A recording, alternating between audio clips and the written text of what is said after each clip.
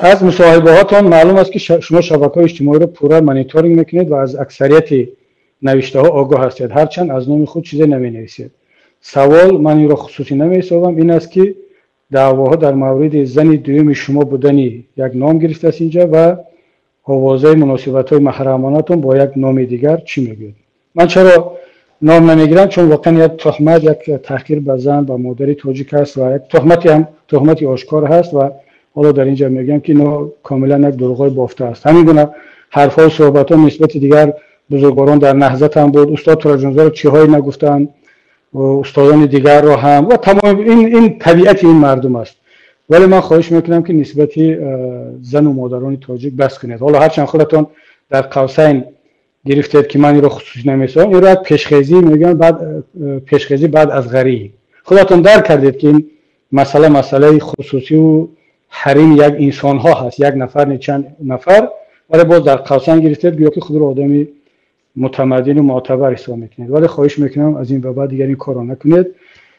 اما من حالا ببینید دوستی عزیز، این تصادفی نیست این کاری که شما میکنید. شما خیلی در مسئله دخالت به حریم خصوصی مردم پیش رفتید، اصلا مرزها رو هم رد کرده رفتید. این خوب نیست دوستی عزیزم. من توصیهم به شما هم، به رهبرانتان و بخصوص به خود جناب رحمان هم که رئیس جمهور است، من توصیه میدم، توصیه حالا همچون توصیه اپوزیسیونی نگاه نکنن اینا، نه یتیم نه رحیم زاده. تقریبا این سه نفر مسئول آن هستند که واقعا هم دولتداری ملی رو به یک مسخره تبدیل دادن که در تاریخ ملت این ثبت خواهد شد. بالاخره اون زمان گذشته نیست که آدم ها از درون کتابخانه ها کتاب پیدا کنن، اینجا همه در فیسبوک و در یوتیوب و در همه جا ثبت شد. برای تاریخ مون که در زمان رهبری و مدیریت این چند نفر از آن جمله آقای رحمان در تلویزیون دولتی آمدند مردم را، ملت را، مادران را، حالا هر کسی هم باشد، دشمن شما هم باشد، در چشم مردم در حریم خانوادگیشون را ثبت کردن و در تماشای مردم گذاشتن. حالا این که خیلی خود را آدم متمدن فکر میکند، گمان کرده است که حالا در مسئله خصوصی نرفته است. خیلی زیاد رفتید شما. من با این دوستان میگم بالاخره شما زن دارید، فرزند دارید. اصلا یک چیز را بگم که در دست ما خیلی چیزا هست. وقتی که از مسئله هم رهبرای کلانتون رهبریت کشور و دیگر آوردن، من گفتم اینو همچون وسیله مبارزه سیاسی استفاده نبرید، اصلا فرهنگی ما نیست. چون حالا اونا کردن ما هم جواب بگیم این زن دارد، آخه زن او بیچاره، حالا خانم عزیزم ما فامیلشون نمیدونم چی گناه دارد که، یا دختر این چی گناه کرده است به شما که حالا به خاطر آن که به پدر ضربه بزنید، یا مثلا فرزند یتیم و فرزند رحیم زاده کسی دیگر چی گناه کردن که شما فقط به خاطر بی‌آبرو کردن پدر اینها میاد به اینا ضربه روانی میزنید، اینا طفلن، اینا زنن. نکنید این کارو. خب میگن که اونا کردن، که اونا هر روز میکنن، که حتی از تلویزیون دولتیشون این کارو میکنن. خب اونا میکنن، اونا فرهنگ اونا همین است. فرهنگ ما و شما دیگر است، دین ما دیگر چی میگه، فرهنگ ملی تاجیکی دیگر چی میگه. چون اونا نه به دین اعتقاد دارن، نه به فرهنگ ملی، اصلا به چیز اعتقاد ندارن. اونا خود را پیرو مکتب سیاسی ماکیاولی میدونن که واقعا یک تهمت فحش است با ماکیاولی. من وقتی با اون در اون دوشنبه هم صحبت میکردم که چرا این کارها میکنید، میگفتن نظریه سیاسی ماکیاولی این چیزا رو تایید میکند. در سیاست اخلاق نیست، فرهنگ نیست، هدف است هر چی که میتونی بکن به خاطر حفظ قدرت. من بعد قبلا هم که ماکیاولی رو خوانده بودم، بعد گفتم شاید من جای رو حالا نخوندم، رفتم سراغ ماکیاولی، تمام کتاب‌های خودش، کتابایی که دربارش نوشتم تحلیل کردم، تهمت‌های نسبت این کردم که اصلا در احکام که ماکیاولی نیست. بله ماکیاولی میگوید که در جنگ بین دولت‌ها شما میتوانید دیگر کمتر درباره رحم و درباره شفقت و درباره این اخلاق اینا فکر کنید، اما نگفته در مناسبت با ملت خودتان، با یک پیرمرد، با یک زن، با یک کودک، با یک همسایه. ماکیاولی تا این درجه، معذرت میخوام، احمق نبود، تا این درجه نفرت به ملت خودش نداشت. بگید اقلا همون 10 پرینسیپی نظریه سیاسی ماکیاولی رو اگر همه کتاب هم نخونید همین رو ورق بزنید، در کجا هست این چیز؟ اما امروز آمدن میگن که خب این سیاست ماکیاولی هست و ما باید برای آنکه امنیت ملت رو تامین کنیم، برای آنکه امنیت دولت تامین باشد، این چیزها را جایز است استفاده بریم. دروغ گفته، تهمت کرده، شما به خاطر منفعت‌های شخصیتون و یک دو نفر دارید ملت رو تحقیر میکنید. من خواهش میکنم سفارش دید، من دیگر به این آدم نه به کلانهای شما گفته ایستادم که برسوند، حتما که میرسونم. بس کنید این رو. اصلا شما چی حکومت داری است، چی دولت داری است؟ من اصلا دولت داری شما رو مثل یک چی تصور میکنم گاها، مثل یک حیوانی هست با نام 8 پا سپروت که چند دستای زیاد دارد. اصلا دو دست نه، یک دستتون در کیسه مردم است، یک دستتون در مغز سری مردم. میخواید بدونید که مردم چی فکر میکند، همه چیز رو آگاه باشید. میخواید بدونید که در کیسه مردم چی است، از طریق نلاگ و انداز و پاره پول مردم رو با این دستتون میگیرید. یک دستتون در درون دیگ مردم است، حساب میکنید با این دستتون که در درون دیگ مردم چند پیاز و کارتوشک است. و یک دست دیگرتون، معذرت میخوام از مردم، در درون شلوار مردم ملت است. شما چند دست دارید؟ اصلا چیکار میکنید با این دستا که وقتی که آلوده میکنید در همه جای مردم، بالاخره زن دارید، فرزند دارید، نکنید این کارو. من از آقای رحمان این درخواست رو میکنم، حالا نه همچون اپوزیسیون، همچون یک تاجیک، همچون یک کسی که واقعا برای ملت دلش میسوزد، سفارش بده. تا این وقت سفارش داده که در تلویزیون نمایش بتین، چون من باور دارم همه تاجیکستان میداند که هیچ نوار علیه اپوزیسیون علیه این گونه نوارها به اجازت خود رحمان در تلویزیون نمی رود. حالا بعضی میان امنیت رو حالا سیاه میکنن، وزارت داخلی رو، بله اینا هم در این جنایت شریک هستند، اما سفارش از خود رحمان است.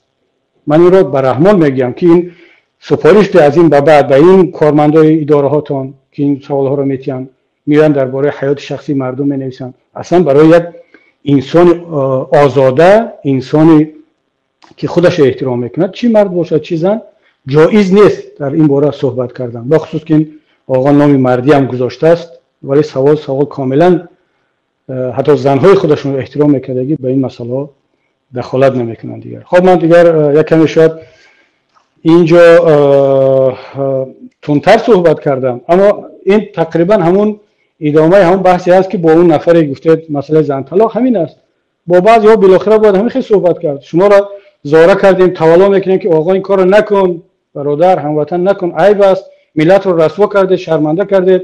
در تاریخ ملت دولتداری تاجیک شرمنده شد به خاطر آنکه چند نفر میخواند همین چیز رو، ولی نفهمیده. بالاخره مجبوریم که این حرفا رو بزنیم دیگر. اما اگر دست نبرداشتید بدونید دست این مردم هم خالی نیست. دارن یک چیزهای خیلی مردم با پول و بی پول میارن میسپارن، بیزار شدن.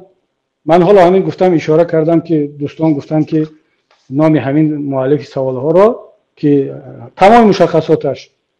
خب بالاخره ما دیگر مردم بیزار شدن، داریم همون فیکا را قسم زیادش رو مشخصات و نام و فامیل و عکساشونه. فقط خواهش همون دوستا همین است که برای اینکه میفهمن که از کدام اداره و کدام ساختار بیرون رفته است و کیها کردن، حالا فعلا اینا رو آشکار نکنید. بعد یک مسئله دیگر است که آخه شما که حالا خودتون رو در داخل کشور ایستاده پنهان میکنید، از چی میترسید؟ از همون شرمندگی بعد میترسید. وگرنه شما دیگه از من نمیترسید. من نه سلاح دارم، نه ارتش که شما رو، نه زندان. چرا نامتون رو پنهان میکنید؟ به خاطر آنکه میدونید که این کارتون جنایت است. از محکومیت فردا میترسید. ما هم به خاطر اون دوستان گفتم که نکنید. یکی به خاطر آنکه این دوستی که این کارها را واقعا جوانمردانه میکند به خاطر ملت نفهمن که کی هست. دوم که خب بالاخره همین کسی آشکار میکنه، حالا در فیک هست، حقارت میکند، تحقیر میکند، زن دارد، بچه دارد، همکار دارد، فردا نامش آشکار میشه، میرد ادارش، میبینن که در اون ادارش یک آدمی بسیار متمدنی گلستوک پوش، ولی در فیک در بین مردم چی تهمت ها و چی تحقیرها و چی رفتارهای ناجوانمردانه میکنه. بنابراین ما حالا دست برداشتیم، ان شاءالله امید داریم که کار به اون حد نخواهد رسید. ولی من به این 3-4 نفری که نام گرفتم تاکید میکنم سفارش بدید که بس است ملت رو شرمنده کردن و بی‌آبرو کردن، به همه کارها دست دادن. کار خود رو انجام بدید. پرزیدنت کاری پرزیدنت کند، بالاخره ببینید پرزیدنت های دیگر کشور مگر میان همین کار میکنن، وزیر دیگر کشور مگر همین کارو میکند.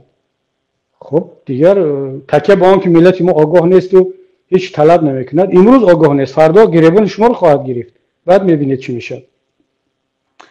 خب من اگر اجازه باشد، چون یک سوال دیگرم از استودیو آمده است، حالا نمیدونم چقدر وقت دارم از استودیا بگن، چون مردم هم شاید خسته شده باشن، به یک وقت دیگر مونیم.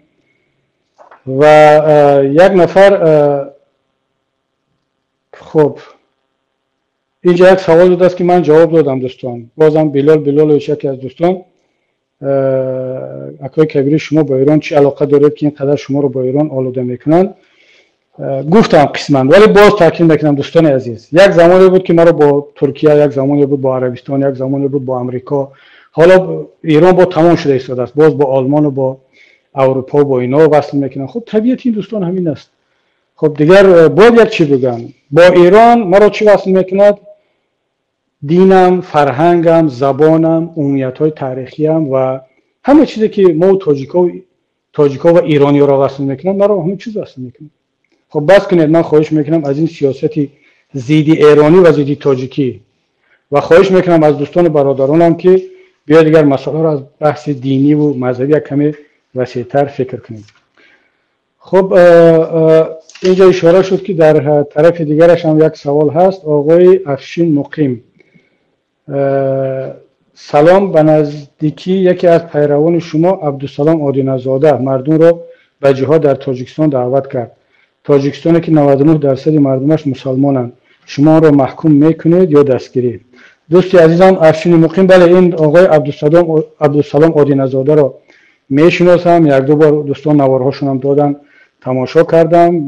این نه اعضای نهضت اسلامی تاجیکستان است، نه اعضای پیمان هست و هیچ ربطی به ما ندارد. اتفاقا همون نواری که به من دوستان آوردن نواری بود که کاملا این آقای عبدالسلام آدینه‌زاده مرا محکوم میکرد، تنقید میکرد و خیلی انتقادهای شدید هم داشت، مثل دیگر دوستانی که مرا تنقید میکنن و اکثر شماها و دوستان فکر میکنن که یا اعضای ما هست یا پیرو ما هست. البته در اونجایی که شما رو تنقید کنن اینا تبدیل میشن به پیرو و طرفدار ما، اما هر کسی که ما رو تنقید کرد تبدیل میشد به استاد و به مبارز و به شخص آگاه و وطن دوست. خب این دیگه یک فلسفه سیاسی شده است متاسفانه.